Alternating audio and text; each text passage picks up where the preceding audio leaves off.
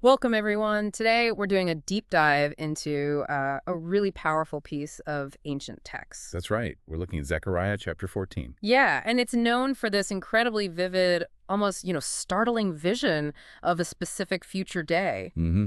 A really dramatic chapter. So our mission today is to kind of unpack what this text actually lays out, the sequence of events, the transformations it describes, and maybe the ultimate outcome. Let's get into it. So right off the bat, Zechariah 14 sets this scene for intense conflict centered on Jerusalem. It jumps right in, doesn't it? It does. It introduces this idea of a day of the Lord, but, well, the initial picture isn't positive for Jerusalem. It's one of devastation, actually. Right. It says all nations gather against the city. Exactly. And the text, I mean, it's pretty graphic about the results. It doesn't shy away from saying the city's captured, houses ransacked. Women violated. Yeah, it's unflinching. It paints a picture of total defeat, really. The city falling. A really stark image. And the people living there. Also severely impacted. The prophecy details that half the city goes into exile. Half. Wow. While the other half gets to remain. So it's this moment of terrible division, intense hardship, suffering right at the start of this predicted day. It's a bleak opening, no question. But then things shift, right? The tide turns quite dramatically. It really does. Yeah. The text says the Lord himself will then go out and fight against those nations. And it uses that powerful phrase, fighting as he fights in the day of battle. Which suggests, decisive, powerful action. This isn't just turning the tables militarily. It's described as direct divine intervention. And that intervention, it's linked to something huge, physically speaking. Oh, absolutely. An incredibly specific and dramatic physical event. Zechariah describes the Lord's feet standing on the Mount of Olives. Which is just east of Jerusalem. Right there. Yeah. And the immediate consequence described is the mountain itself splitting in two. Splitting. Yeah, creating this enormous valley running east to west. One half of the mountain moves north, the other half south. So the divine presence literally causes this massive geological upheaval right there at the city's edge. That's quite an image. It is. And this new valley, this huge rift, it actually serves a purpose for the people still in the city. The half that remain. Exactly. It's explicitly described as their way to escape. The text says, "You will flee by my mountain valley." Okay, so the disaster creates the escape route. Kind of, yeah. And to give a sense of the scale, maybe the terror of it all, it compares this flight to fleeing the earthquake back in King Uzziah's time. Ah, okay, so that comparison to Uzziah's earthquake really grounds it. It suggests a truly massive, terrifying event, even if it provides this escape path. Definitely gives it some historical weight, or at least a scale reference for the original audience. And then what happens after the mountain splits and people flee? That's when the text says, "Then the Lord my God will come and all the holy ones with him." Okay, so the intervention, the geographic chaos, the escape, and then immediately following that, the arrival of God with this heavenly retinue. That's the sequence laid out. Now, here's where the description of that specific day gets, well, really fascinating and, frankly, a bit puzzling. You mean the part about no daytime or nighttime? Exactly. It says it's unique without daytime or nighttime. No light, no cold, no frost, just a day known to the Lord. I mean, what do we make of a day that isn't, well, a day as we understand it? It's a profound disruption, isn't it, of the whole natural order. It suggests a time that operates outside the normal cycles of sun and moon, a period defined purely by God's action and presence. Like time itself is different. Maybe. Or cosmic laws are suspended, transformed. It's presented as holy God's time, uniquely under his control, not bound by our usual markers. But then, almost in the same breath, the text adds, when evening comes, there will be light. How does light suddenly appear at the end of a day that didn't have light to begin with? There's one of the paradoxical details, yeah. Yeah. It's confusing. You try to picture it literally moment by moment. Right. Perhaps it suggests that even within this unique divine reality, there's still a progression. Or maybe a final state that culminates in light. Light often symbolizing, God's favor, presence, blessing, order. So a day defined by God, ending in a state of, divine illumination. That seems to be the idea, an end to the ambiguity or suspension of normal light. Okay. And the changes aren't just geological or cosmic. The text also mentions these remarkable environmental transformations. Something about living water. Yes, living water flowing out from Jerusalem itself. From Jerusalem. Interesting. And it divides. Half goes east, towards the Dead Sea, presumably, and half goes west, towards the Mediterranean. Okay. And crucially, the text emphasizes this happens in summer and in winter. Ah, so not just seasonal. Exactly. It implies a constant perennial source, life-giving water flowing from the city regardless of the season, which is a huge deal for Jerusalem, not naturally known for that kind of water source. Yeah, turning it into the source of perpetual rivers flowing in two directions, that's a massive symbolic and practical change. It really is. Yeah. And then the vision zooms out, basically. It expands immediately beyond Jerusalem to a global scale. How so? The text just declares, the Lord will be king over the whole earth. Oh, wow. Okay, big shift in scope. Huge shift. And it adds, on that day, there will be one Lord, and his name the only name.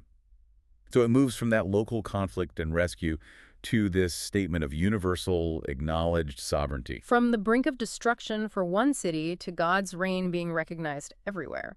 What about the land right around Jerusalem, though? Does that change too? It does. The text says the whole land from Geba, north of the city, down to Rimmon, south of it, will become like the Arabah. The Arabah. Isn't that generally seen as like a plain, more level, maybe arid? That's the common understanding, yes, Yeah. like the Jordan Rift Valley. So it suggests a significant topographical change, a flattening or alteration of the surrounding terrain, making the surrounding hills less prominent, perhaps. But while the land around it is changing, becoming like this plain, Jerusalem itself is different. It seems to be preserved, even lifted up. Exactly right. The text says Jerusalem will be raised up and remain in its place, Raised up. physically or metaphorically elevated, yeah. And it even lists specific landmarks, the Benjamin Gate, First Gate, Corner Gate, the Tower of Hananel, the royal wine presses. So it's pinpointing locations within the existing city. Right, highlighting that the established city, its known geography, is reaffirmed and made permanent. And here's the key outcome. It will be inhabited, and unlike that opening scene, Ah, the contrast. never again will it be destroyed. Jerusalem will be secure. A complete reversal of the initial situation. That is a powerful contrast. Elevated, permanently secure. Okay, so Jerusalem is safe. What about the nations, the ones who attacked it in the first place? Well, they face some pretty horrific consequences, and the text describes this terrible plague striking them. A plague. Yes, and it's described graphically. Their flesh, eyes, and tongues rot away while they are still standing. Oh, wow. That's intense. A really terrifying image of divine judgment on those invaders. Extremely graphic, yeah. And the judgment doesn't actually stop there. The text also says the Lord will strike them with great panic, Panic. Leading to what? leading them to turn on each other. It says each man attacks his neighbor. So, on top of the plague, there's internal chaos, self-destruction. Total chaos among the attackers. Mm-hmm. And the judgment is comprehensive. It even extends to their animals, horses, mules, camels, donkeys. Yeah. They're struck by a similar plague. A complete dismantling of the invading force, then, through disease and infighting. Interestingly, you mentioned Judah is noted as fighting at Jerusalem during this. Yes, suggesting the remaining inhabitants, or perhaps others from Judah, participate in this final stage somehow.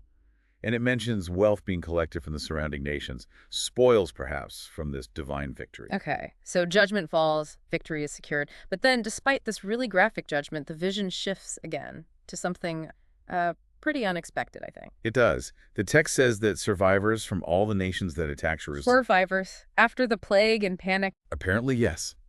Survivors from those very nations will then go up to Jerusalem, year after year. Wait, the attackers, or what's left of them, they come back to Jerusalem. Why? What for? To worship. To worship. Specifically, the text says to worship the King, the Lord Almighty, and to celebrate the Feast of Tabernacles in Jerusalem. Okay, that is a twist. Former enemies become worshipers in Jerusalem. And apparently it's mandatory. Mandatory. How so? Well, the text is quite clear. If any peoples on earth do not go up to Jerusalem to worship the King and celebrate this specific feast, Tabernacles, Then what? they will receive no rain. No rain. That's a serious consequence. Environmental judgment. Extremely serious, especially in that part of the world. And it even specifically mentions Egypt. Now, Egypt relies on the Nile, not rain, mostly. Right. But the text says they too will suffer this lack of blessing. This punishment may be symbolized by no rain, and they'll suffer the plague that affects other nations if they don't come to celebrate. So, participating in this specific worship, centered in Jerusalem, celebrating an Israelite feast, it becomes essential for survival and blessing for all the remaining nations. That seems to be the picture. What's the significance of Tabernacles specifically? Why that feast? Well, the Feast of Tabernacles, or Sukkot, traditionally commemorated God's provision for Israel during their time in the wilderness, and it was also a harvest festival. Okay. So bringing all the nations to celebrate that feast in Jerusalem under God's universal kingship, it sort of signifies their inclusion, even if it's under compulsion, into this sphere of worship. They're now acknowledging their reliance on the Lord, centered in his holy city. It's a fundamental shift from hostility to, well, mandated universal acknowledgement and participation. Mandated participation. Wow. And this theme of holiness, it doesn't stop at just worship rituals, does it? The text takes it further. Much further, down to the most uh, unexpected mundane objects. This is one of the most striking parts of the chapter for me. What does it say? It says, "Holy to the Lord will be inscribed even on the bells of horses." Horse bells. Seriously. Not like temple implements, but horse bells. Exactly. Horse bells. Think about it. Everyday life, travel, maybe even military gear remnants, to have "holy to the Lord" on them. It signifies that in this future state, God's holiness isn't just confined to the Temple Mount or sacred rituals. It bleeds out into everything. It permeates everything, even the most ordinary objects and activities of life. Everything is consecrated, set apart for him. So that line between sacred and secular, it just dissolves. Precisely. And the text hammers this home. It says cooking pots in the Lord's house will become like the sacred bowls used right at the altar, elevating common items used for preparing sacrifices or meals within the temple context. Okay. And then it goes even further. Every cooking pot in all of Jerusalem and Judah will be considered holy to the Lord Almighty. People coming to sacrifice can just use them. Any pot. Any pot becomes suitable for sacred use. The vision is one of just pervasive holiness, where ordinary things are set apart for God and his presence and claim cover everything. It's a picture where the divine has totally saturated reality. And the chapter wraps up with one final significant statement, doesn't it? Maybe a bit exclusive sounding. It does. And on that day, there will no longer be a Canaanite in the house of the Lord Almighty. A Canaanite. What's the implication there? Well, it suggests a kind of final purification or maybe exclusion right at the heart of worship in the house of the Lord. Depending on how you interpret Canaanite, whether it symbolizes ritual impurity, active opposition to God, or perhaps just non-Israelites being excluded from the innermost sacred space, even while nations worship outside, it creates a kind of boundary even amidst the universal scope.